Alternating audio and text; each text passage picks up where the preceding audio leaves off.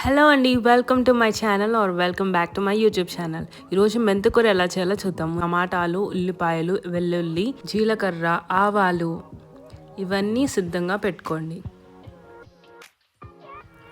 ముందుగా కడాయిలో తగినంత నూనెను వేసుకోండి. తర్వాత వెల్లుల్లి, ఆవాలు, జీలకర్ర వీటన్నిటిని కొంచెం వేయించుకోండి.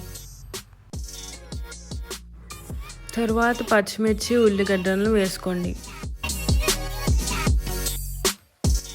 కొంచెం వేగాక పసుపును యాడ్ చేయండి. అలాగే మెంతాకును కూడా వేసుకోండి.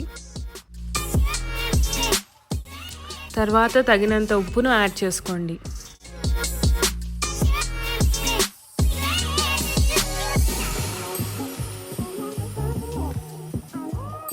మెంతాకు కొంచెం మగ్గాక మంచిగా కట్ చేసి పెట్టుకున్న టమాటాలను యాడ్ చేసుకోండి.